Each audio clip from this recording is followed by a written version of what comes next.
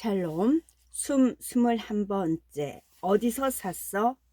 미라 전시회에 갔다가 넌 그런 걸 많이 봐서 익숙할지도 모르지만 정말이지 멋진 전시회였어. 이 뼈는 전시회 측에서 운영하는 기념품 가게에 갔을 때 보고 산 거야. 보통은 엽서나 미라에 관한 책을 팔기 마련인데 유물을 팔더라고. 조개나 홍합 껍데기가 대부분이었는데 이런 동물뼈라든지 전복 껍질처럼 특이한 것들도 있었어. 이 말은 저의 관심을 끌었죠. 저는 전복 껍질이 확실한지 물었습니다. 확실해. 전에도 유물을 사봤지만 전복 껍질 본 건 난생 처음이었거든. 그래서 판매원한테 확인까지 해봤어. 워낙 신기한 거라서 하나 살까 망설였지만 선이 보이지 않아서 결국 안 샀어. 무슨 뜻인지 알 수 있었다. 일반 조개나 홍합 같은 쌍강류의 껍질에는 나무의 나이테와 유사한 연륜이 있습니다. 그러나 태초에 쌍강류 껍질의 경우는 중심 부분이 기괴할 정도로 매끈하고 창조된 후 1년에 한 번씩 생겨난 연륜은 그 바깥 부분에만 나타납니다. 수집가들 사이에서 가장 인기 있는 것은 바로 그런 조개들입니다. 비교적 흔한 탓에 가격이 그리 비싸지 않으면서도 신의 손에 의해 직접 창조되었다는 명확한 증거를 보여주기 때문입니다. 구안은 대조적으로 전복처럼 껍질이 하나뿐인 단각 조개의 경우 껍질의 성장층을 보려면 구멍을 뚫어서 현미경으로 검사해 보는 수밖에 없습니다. 맨 눈으로는 태초의 전복과 그 밖의 보통 전복들을 구별할 수 없습니다. 그러나 제가 놀란 것은 그런 것이 기념품 가게에서 팔리고 있다는 얘기를 들어서가 아니었습니다. 태초의 전복 껍질들은 제가 아는 한 오직 한 곳에서만 발견되었고 그런 것들이 어떻게 일반인들에게 판매될 수 있었는지 도무지 이해할 수 없었기 때문입니다. 그래서 노제 메리와 엘프리드와 헤어진 뒤에 저는 버스를 타고 아타카마 미라 전시회가 열리고 있는 교회로 향했습니다. 교회 건물 밖에는 방문객들이 길게 줄을 서서 입장을 기다리고 있었죠. 미라 전시실에 가지 않고 기념품 가게로 직행할 수도 있었지만 로즈 메리가 축축한 것과는 달리 저는 태초에 인간의 미라를 한 번도 살펴본 적이 없었죠. 물론 관련 학술 문헌들을 읽어봤고 그거에 게재된 포토그램들을 자세히 보긴 했지만 실제 미라에게 가깝게 접근한 것은 그날이 처음이었습니다. 그래서 전시회 자체에 대해서는 의구심을 느끼고 있었음에도 불구하고 저는 입장표를 사기로 하였죠. 줄을 서서 기다리던 중에 뒤에 있는 사람들이 미라에 관해 나누는 얘기를 들었습니다. 10살쯤 되어 보이는 소년과 그 어머니였어요. 소년은 천지가 창조된 이래 미라들이 지금까지 훼손되지 않은 채 남아있는 것이 기적인지 묻더군요. 어머니는 아니라고 대답했고 미라들이 지금과 같은 상태로 보존될 수 있었던 것은 극도로 건조한 환경 때문이라고 설명했어요. 아주 정확히 칠레의 아타카마 사막에는 비가 거의 내리지 않아서 노새가 남긴 발굽 자국이 50년 뒤에도 고스란히 남아있을 정도이고 그런 기후는 그곳에 묻힌 유해의 부패를 막는다고 말입니다. 매우 흥미로운 대화였어요. 세상에는 모든 일이든 툭하면 기적으로 지부해 버리는 사람들이 수두룩해서 기적이라는 단어 자체의 가치가 평가절하되는 경향이 있기 때문입니다. 백약이 무효할 때 마지막 치료수단으로 미라를 찾는 식의 행동은 이런 사고 방식에서 비롯된 것입니다. 교회는 더 이상 유물의 치유력을 옹호하지 않지만 지푸라기라도 잡고 싶은 심정의 사람들은 단련시킬 정도로 적극적이지는 않습니다.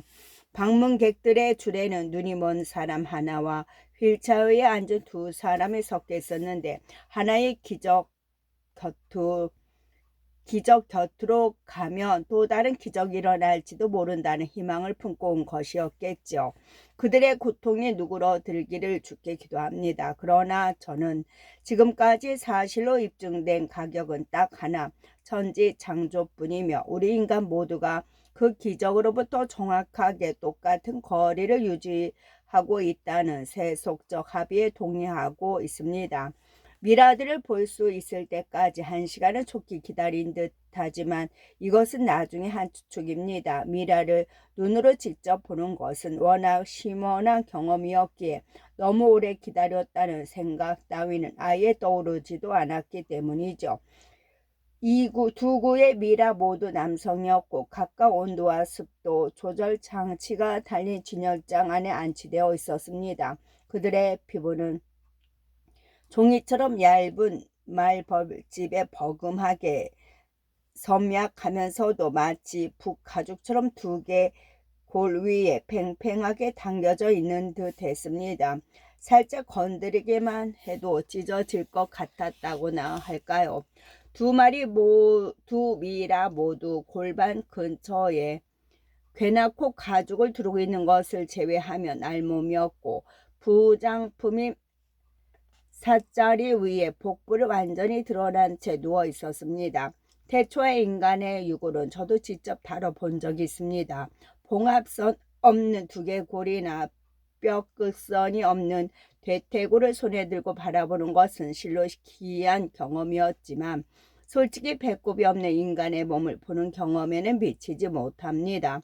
이런 차이는 자신의 뼈의 세부 구조를 우리가 일일이 의식하고 있지는 않다는 점 때문인지도 모르겠군요. 태초의 유골은 다른 것들과 구분하려면 일정 수준의 해부학 지식이 필요하기 때문입니다. 그러나 자기 몸에 달린 배꼽을 의식하지 못하는 사람은 없으므로 배에 배꼽이 없는 사람을 본다는 것은 훨씬 본능적이고 내밀하기까지 한 경외심을 불러일으키는 것입니다. 전시장에서 나가는데 뒤에서 좀 전에 그 소년과 어머니 사이의 대화가 다시금 들려왔어요.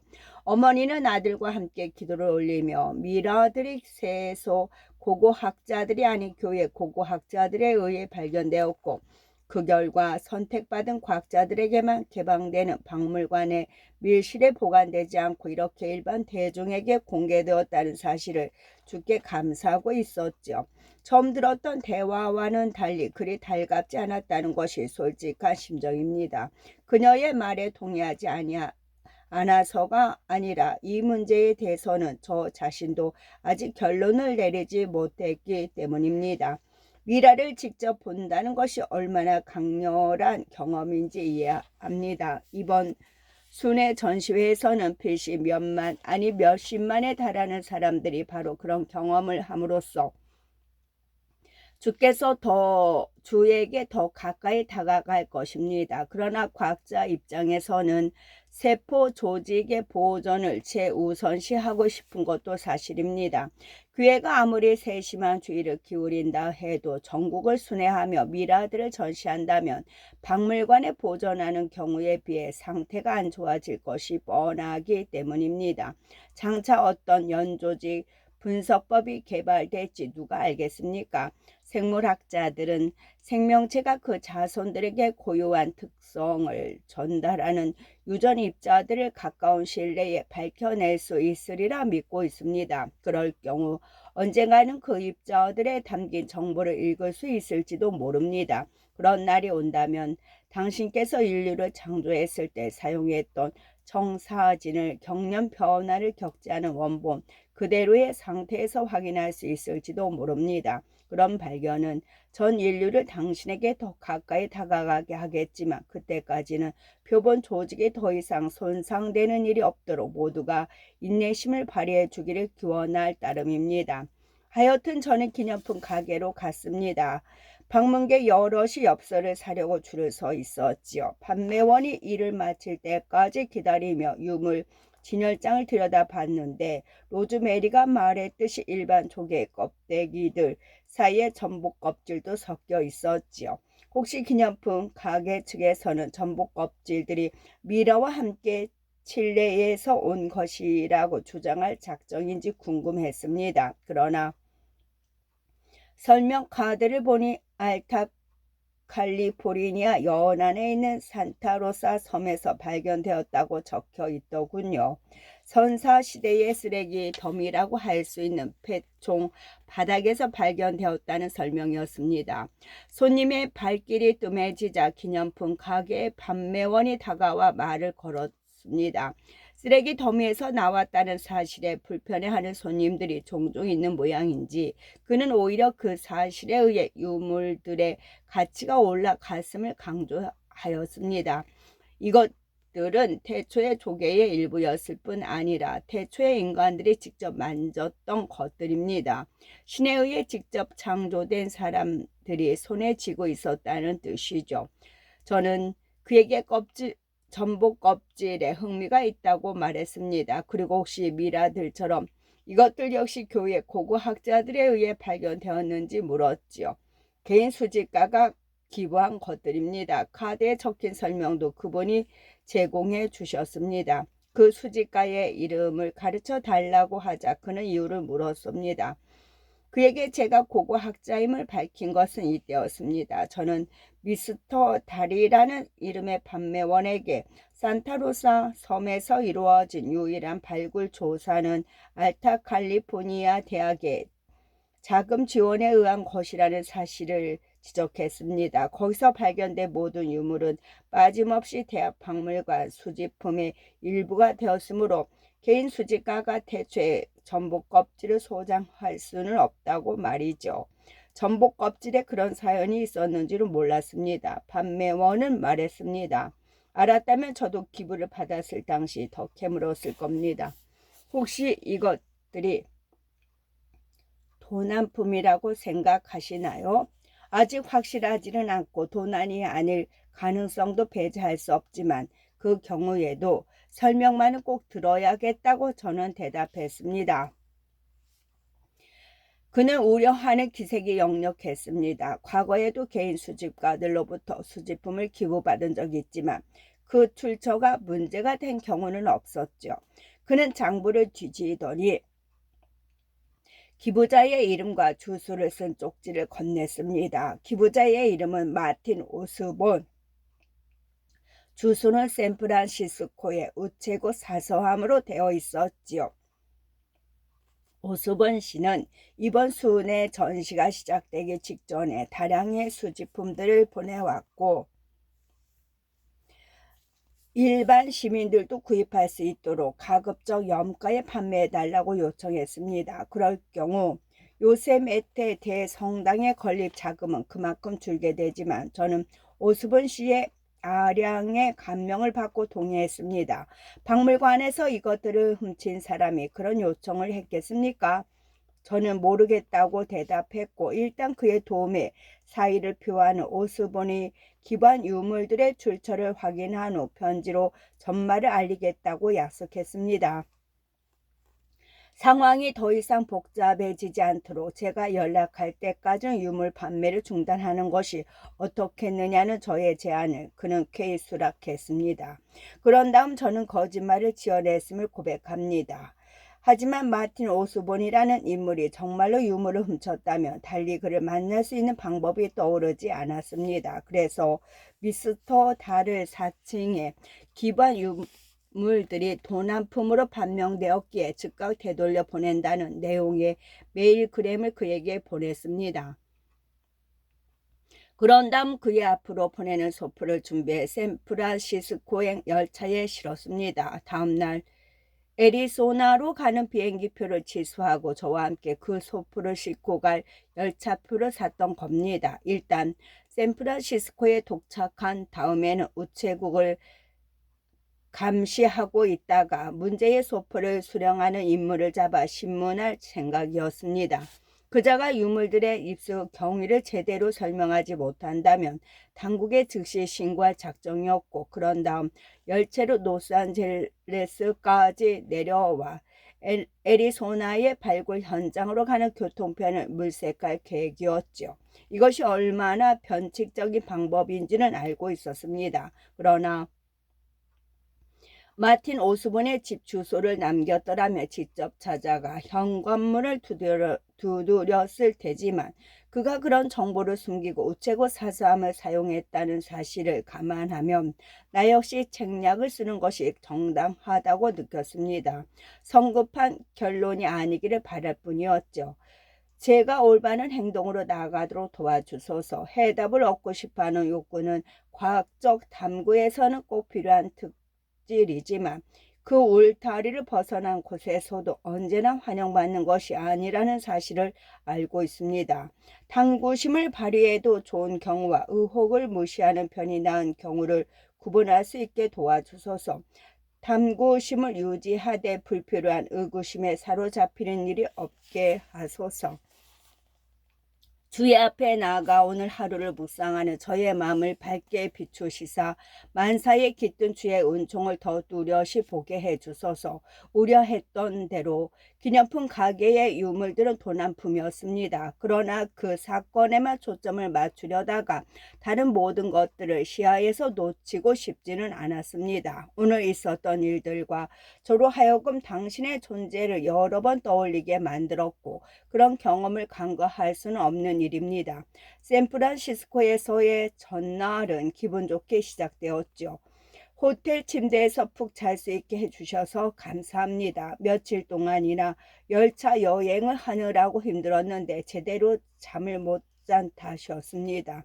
열차를 타면 저는 언제나 밤잠을 설치기 때문에 지금까지는 가급적 열차 이용을 피해왔지요. 차라리 자동차로 사막을 횡단하고 밤하늘 아래에서 잠을 자는 편이 낫다고 생각할 정도입니다. 샌프란시스코에서는 누구도 당신의 존재를 잊을 수 없는 도시입니다. 호텔 밖으로 나온 순간 모금자 한 명이 오세메티 대성당의 건립 자금을 기부해 달라고 정하더군요. 이들이 모두 호텔 앞에서 기다리고 있다가 밖으로 나오는 외지 사람들을 노린다는 소문을 들은 적이 있습니다. 현지인들은 이들의 공세에 시달린 나머지 넌더리를 내기 때문입니다. 저는 기부금을 내지는 않았지만 모금자 곁에 놓여있는 광고판에 인쇄된 그림들을 감탄의 눈길로 바라보았습니다. 완성될 대성당의 모습을 묘사한 멋진 그림이었고 석양빛에 물든 주 회랑의 모습이 특히 인상적이었습니다. 이 회랑의 높이는 바닥에서 전정까지 약 300m에 달하리라는 글을 읽은 적이 있는데 그림만으로도 그 장려함을 실감할 수 있었지요. 주여, 당신이 지금 표면에 장대한 풍경을 각인해 놓았다는 사실을 부정할 수 있는 사람은 아무도 없습니다. 저는 운 좋게도 세계의 대륙을 방문하면서 백야와 단해와 사암으로 이루어진 협곡들과 현무한 기둥들을 직접 본 적이 있는데 실로 장관이었습니다. 그러나 저는 그것들의 표면적인 장식에 불과하다는 사실을 알고 있었고 이것은 제가 느낀 감흥을 완화시켜 줍니다. 더 깊이 들여다보고 싶어하는 과학적인 사고방식을 가지고 있기 때문인지도 모르겠습니다. 저는 그런 풍경들 표면 바로 아래에 존재하는 화강암, 이 지구를 실제로 구성하는 넓기 넓은 암석을 더 외경합니다. 그런 연유로 저는 화강암이 그대로 노출된 장소, 지구의 진정한 본질이 고스란히 드러나 있는 장소를 볼 때 당신의 피조물에 대해 훨씬 더 깊은 유대감을 느끼곤 합니다. 요세메티 협곡은 바로 그런 장소들 하나이죠. 1세기 전 사람의 손이 아직 닿지 않은 자연 그대로의 상태였을 때 그곳을 방문할 수 있었다면 얼마나 좋았을까요? 대성당 건축자들이 안반층을 도려내기 전에 찍은 포토그램을 본 적이 있는데 장려하다는 단어로는 모자랄 정도였습니다. 대교구의 결정을 비난하려는 것은 아닙니다. 비난하고 싶은 것인지도 모르겠군요. 이런 저를 용서하소서. 요세메티 대성당이 완공되면 외경심을 불러일으키는 건축물이 되리라는 사실을 알고 있습니다. 살아있는 동안 가서 보고 싶은 마음도 있습니다. 대성당의 존재가 수없이 많은 사람들을 주의 곁으로 이끌 것이라는 점에서는 의심의 여지가 없습니다. 단지 저는 우뚝 솟은 화감 고봉 것만으로도 대성당 못지않은 효과가 있으리라는 신념이 있을 뿐입니다. 21세기를 맞이하려는 지금 수백만 달러에 달하는 자금과 몇 시대에 걸친 사람들의 노력을 성당 건설에 쏟아붓는 것이 과연 최선의 방법인지 묻는 것은 잘못일까요? 인간의 평균 수명보다 더 오래 지속되는 프로젝트가 참여자들에게 시간의 제약을 초월하는 소망을 제공한다는 것에는 동의합니다. 지구 표면을 깎아 성당을 건조함으로써 인간과 신 양쪽을 아우르는 기념비를 만들고 싶어하는 사람들의 동기도 이해할 수 있습니다. 그러나 저에게는 과학이야말로 현대의 진정한 성당이며 돌로 만들어진 그 어떤 건물 못지않게 장엄한 지식의 건조물입니다. 과학은 요세미티 대성당이 목표로 하는 모든 것을 충족시킬 뿐만 아니라 그 이상의 것을 제공해 줍니다.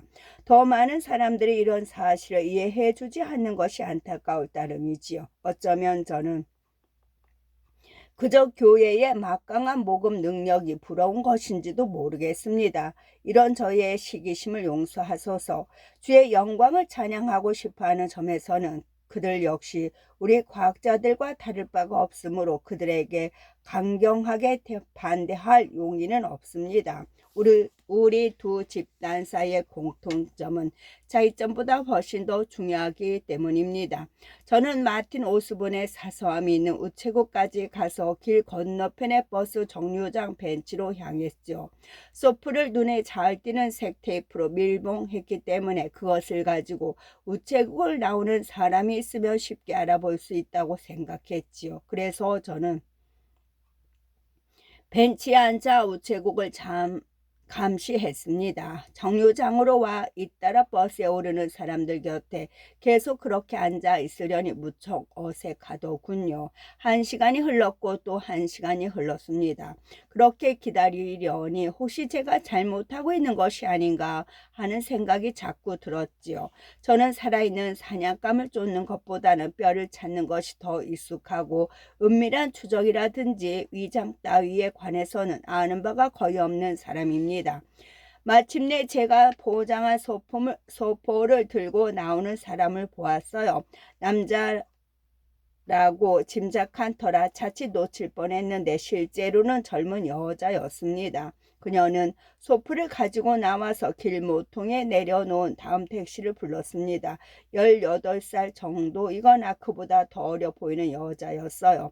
박물관 직원이라기에는 너무 어렸습니다. 처음에는 마틴 오스본이 감언 이설에 속아 공범 역할을 하고 있는지도 모른다는 생각이 떠올랐지만 곧 이것이 제가 그토록 혐오하는 선입견으로 똘똘 뭉친 남성들 못지않게 남성 우월주의적인 생각임을 깨달았습니다. 저는 그녀에게 다가가서 혹시 마틴 오스본인지 물었지요. 그녀는 잠시 주저하다가 곧 체념한 듯이 말했습니다. 예, 맞아요. 혹시 당신이 메일그램을 보냈나요? 저는 그렇다고 대답했어요. 유물을 훔친 악당을 격렬하게 규탄할 작정으로 왔지만 이렇게 어린 여자는 어떻게 대해야 할지 감을 잡을 수가 없더군요. 제가 자기소개를 하자 그녀는 자기 이름은 원헬미로 맥컬러라고 대답했어요. 맥컬러라는 성이 왠지 귀에 익었던 저는 문득 어떤 의문에 사로잡혀 혹시 그녀가 네이션 맥컬리의 친척인지 물었습니다. 그러자 그녀는 대답했어요. 아버지예요. 그러자 모든 것이 확실해졌습니다. 그녀는 오클랜드 소재 알타 캘리포니아 대학의 자연철학 박물관 관장의 딸이었어요. 관장의 딸이 박물관의 수장고에 있다고 해서 의아해할 직원은 없었을 겁니다. 그녀는 물었습니다. 그렇다면 이 소포에는 유물들이 들어있지 않다는 뜻인가요? 그렇다고 말하자 그녀는 소포를 들어 근처 쓰레기통에 넣었습니다. 이제 나를 찾아냈으니 어떻게 할 작정인가요? 저는 우선 아버지가 관장으로 있는 박물관에서 유물을 훔친 연유가 뭔지 물었습니다. 그녀는 말했습니다. 모렐 박사님, 난 도둑이 아니에요. 도둑은 자기 이익을 위해서 훔치지만 난 신을 위해서 그 유물들을 취했으니까요. 요세미티 대성당 건설에 힘을 보태고 싶은 것이라면 왜 그 유물들을 헐값에 판매해달라고 정했는지 물으니 그녀는 대답했어요. 내가 대성당 건설을 위해서 그것들을 기부했다고 생각하신 건가요? 난 대성당에는 전혀 관심이 없어요. 단지 그 유물들을 가급적 많은 사람들이 직접 보고 감상할 수 있기를 원했을 뿐이에요. 무료로 나눠줄 수 있었지만 그렇다면 누가 그것들이 진짜라고 믿겠어요? 직접 할 수 없었기 때문에 그럴 수 있는 사람에게 기부한 것뿐이에요. 저는 유물을 박물관에 가는 것만으로도 충분히 감상하지 않느냐고 반문했습니다. 내가 기부한 유물들은 못 봤을걸요. 캐비넷 속에서 먼지를 뒤집어 쓰고 있었으니까요. 일개 대학이 전시도 못한 유물들을 그렇게 많이 수집한다는 게 말이 안 돼요. 저는 박물관의 큐레이터라면 누구나 더 많은 수집품을 전시하기를 원하고 그럴 목적으로 수집품들을 순회 전시한다고 대답했어요.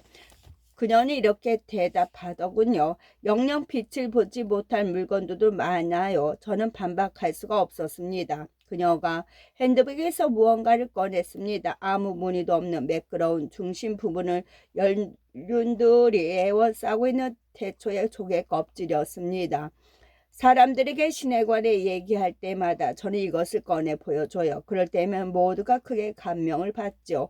박물관 수장고에 처박힌 채로 있는 이런 유물들을 직접 보는 것만으로도 얼마나 많은 사람들의 신앙이 견고해질 수 있는지 생각해 보세요. 저는 그것들을 더 좋은 일에 쓰고 싶었을 뿐이에요. 얼마나 오랫동안 박물관에서 유물들을 반출해 왔는지 묻자 그녀는 최근에 시작했을 뿐이라고 대답하더군요. 사람들의 신앙은 곧 시험 때에 오를 것이고 그중 일부는 안심해도 좋다는 말을 듣고 싶어 하겠지요. 그래서 이런 유물들을 밖으로 내보내야 한다는 겁니다. 이런 유물의 존재가 사람들의 의구심을 떨쳐주니까요. 사람들의 신앙이 실험대에 오른다는 것이 무슨 뜻인지 묻자 그녀는 이렇게 대답했습니다. 논문이 곧 발표될 거예요. 내가 그걸 아는 걸 아버지가 그 논문의 검토 요청을 받았기 때문이에요. 그걸 읽는다면 많은 사람들의 신앙을 잃을 겁니다. 혹시 그 논문을 읽고 신앙의 위기를 겪었느냐고 묻자 그녀는 경멸하듯이 대꾸하더군요. 내 신앙은 절대로 흔들리지 않아요. 하지만 아버지의 경우는 그녀의 아버지가 신앙의 위기를 겪고 있을지도 모른다는 생각은 받아들이기가 힘들었습니다. 다른 사람도 아니고 과학자인 그가 그런 의구심에 사로잡힐 리가 없지 않습니까? 도대체 어떤 분야의 논문인지 묻자 그녀는 짤막하게 대답했어요. 천문학입니다. 제가 지금껏 천문학을 중시하지 않았음을 인정합니다. 제게는 과학 중에서도 가장 다분한 분야라는 인상이 강했지요. 생명과학의 경우는 한계가 없는 것처럼 보입니다. 매년 신종의 식물과 동물을 발견함으로써 이 지구를 창조한 당시의 독창성을 좀 더 깊게 이해할 수 있기 때문입니다. 구하는 대조적으로 밤하늘은 너무나도 유한합니다. 5872개에 있는 항성의 목록을 1745년에 이미 완성되었고 그 일에 새로 발견된 별은 단 한 개도 없으니까요. 항성 하나를 골라 자세히 들여다보더라도 천문학자는 그 항성의 크기와 구성 물질이 다른 항성들과 완전히 동일하다는 사실을 확인할 수 있을 뿐입니다. 상황이 이런데 도대체 무슨 목적으로 그런 일을 한단 말입니까? 특징이라고 할 만한 것이 몇 개 없다는 사실만으로도 항성의 본질이고 항성들은 우리 지구를 돋보이게 함으로써 우리가 얼마나 특별한 존재인지를 상기시켜주는 배경에 불과합니다. 그런 것들을 자발적으로 연구하는 행위는 음식이 아니라 그것이 담겨 나온 접시를 맛보려는 행위와 크게 다르지 않다는 것이 저의 솔직한 심정입니다. 그런 연유로 천문학 논문이 사람들로 하여금 정말로 중요한 것을 망각하게 만들지도 모른다는 우려에 대해 저는 크게 놀라지 않았습니다. 그러나 일반인이 아닌 과학자가 그런 반응을 보였다는 점만 의외였습니다. 저는 논문의 내용을 웰렘 위너에게 물었습니다. 그러자 그녀가 잘라 말했어요. 헛소리였어요. 저는 좀 더 자세한 설명을 청했지만 사람의 마음에 의구심을 주입하도록 설계된 가설이 실려 있다는 대답을 들었을 뿐입니다. 그 증거라는 것도 누군가가 만원경으로 본 것에 전적으로 의존하고 있어요. 내가 기부한 유물들은 모두 손으로 직접 만들 수 있는 증거였어요. 자기 손으로 쥐어보고 진실이 깃들어 있음을 실감할 수 있는 증거라는 뜻이죠. 웬휠 민어는 조개 껍질을 제 손바닥 위에 올려놓더니 엄지를 잡고 껍질 표면에 매끄러운 부분과 연륜이 있는 부분을 위아래로 문지르게 했어요. 도대체 이런 걸 의심할 수 있다는 게 말이나 돼요. 제가 그녀의 부모를 만나 그녀가 저지른 일에 대해 얘기할 필요가 있다고 말한 뒤에도 그녀는 개의치 않았습니다. 사람들은 신에게 더 가까이 가도록 한 것에 대해 사과할 생각은 없어요. 그 과정에서 내가 규칙을 위반했다는 건 알지만 바뀌어야 하는 건 내 행동이 아니라 규칙 쪽이니까요. 규칙에 찬성하지 않는다고 무시할 수는 없다고 저는 반박했습니다. 모든 사람들이 그렇게 행동한다면 인간 사회 자체가 기능할 수 없다고 말입니다. 바보 같은 소리 말아요. 달실을 4층에서 나한테 메일크램을 보냈을 때 당신도 거짓말을 했잖아요. 설마 우리 모두가 자기 마음대로 거짓말을 해도 된다는 믿음 때문에 그랬나요? 물론 그랬을 리 없겠죠. 당신은 당신이 직면한 상황을 고려하고 그런 행동이 충분히 정당화될 수 있다고 판단했던 거예요. 당신은 자기가 한 행동에 대해서 책임질 준비가 되어 있죠. 나도 마찬가지예요. 아무 생각 없이 규율에 맹종하는 건 사회 구성으로서도 옳은 태도가 아니에요. 저 나이 때 내게도 저런 자신감이 있었다면 얼마나 좋았을까 하는 생각이 들었어요. 사실 현재의 저에게도 그런 자신감이 있다면 무척이나 마음이 든든할 겁니다. 주여, 제가 당신의 의지를 충실하게 따르고 있음을 실감한 것은 오직 현장 작업을 할 때뿐입니다. 이처럼 전혀 예상하지 못한 문제에 직면할 경우 저는 언제나 흔들리고 맙니다.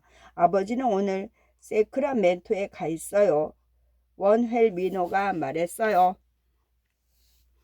아버지와 얘기를 나누고 싶으면 내일 아침 9시 전에 우리 집으로 오세요. 그녀는 제게 집 주소를 알려주었어요. 그녀도 집에 꼭 있어야 한다고 말하자 원헬 미너는 모욕당한 표정을 지었습니다. 물론 있을 거예요. 난 내가 한 일을 부끄러워하지 않는다고요. 지금까지 내가 한 얘기 다 잊었어요. 내일 저는 맥켈러 박사와 그 아내를 만나 얘기를 나눌 계획입니다. 시카고를 떠날 때 예상했던 것과는 전혀 다른 결말이죠.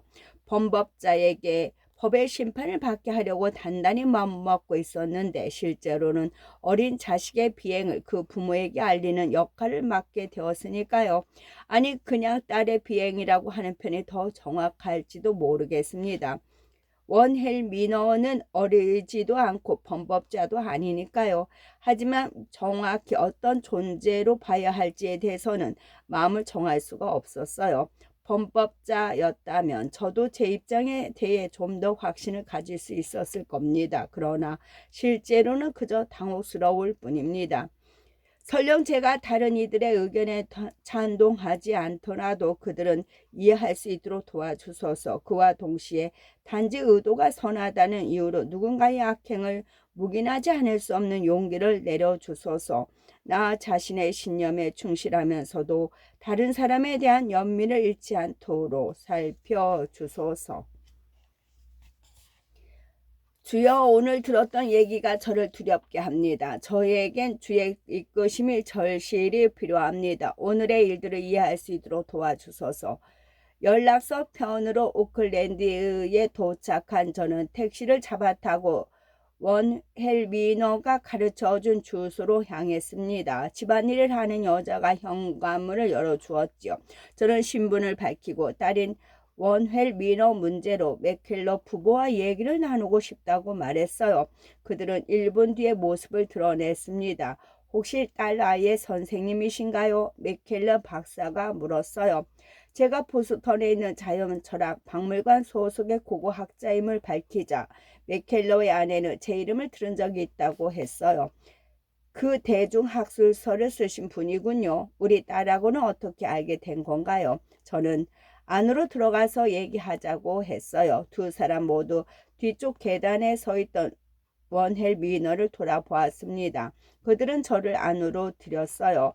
베켈러 박사의 서재로 들어가 앉은 후 저는 제가 박물관 수장고에서 유물들이 밀반출되고 있다는 의혹을 품게 된 연유와 배우 인물인 원헬 미너를 찾아낸 과정에 대해 설명했어요. 베켈러 박사는 원헬 미너를 돌아보더니 사실인지 물었어요. 사실이에요. 이렇게 대답한 그녀의 말투에서 부끄러움이나 정의는 찾아볼 수 없었습니다. 맥켈러 박사는 크게 놀라 물었습니다. 도대체 왜 그런 짓을 했니? 알잖아요. 아버지가 잊어버린 것을 다른 사람들에게 상기시키기 위해서 그랬어요. 박사는 얼굴을 붉히더니 대뜸 말했습니다. 네 방으로 가 있거라. 그 얘기 나중에 하자. 지금 하고 싶은데요. 계속 그렇게 부인해봐야. 아버지 말을 들으렴 맥켈레 부인이 말했어요. 웨넬 미너가 내키지 않은 듯 서재에서 나가자 맥켈러 박사가 저를 돌아봤습니다. 정말 고맙습니다. 앞으로 대학 박물관의 수집품이 그런 식으로 반출되는 일은 절대 없을 겁니다. 저는 그렇게 말해줘서 기쁘지만 무엇 때문에 원헬 미너가 그런 행동을 했는지 알고 싶다고 말했어요. 아버지의 말이나 행동에 대한 반항으로 보이는데 제 생각이 맞느냐고 물었지요. 선생에 관여할 바가 아니라고 생각합니다. 제 가족의 사적인 문제이니까요. 저는 가족의 사생활에 관해 캐물을 의도는 없지만 박물관 운영진은 소장품을 도난당했다는 사실을 알 권리가 있고 굳이 그 사실을 통보할 필요가 없다는 점을 수긍하려면 저도 어느 정도는 자세한 설명을 들을 필요가 있다고 대답하였지요.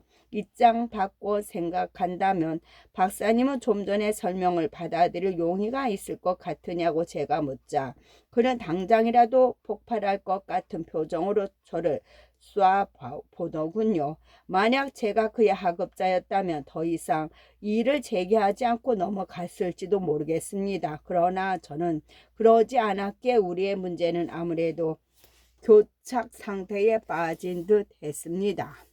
끝.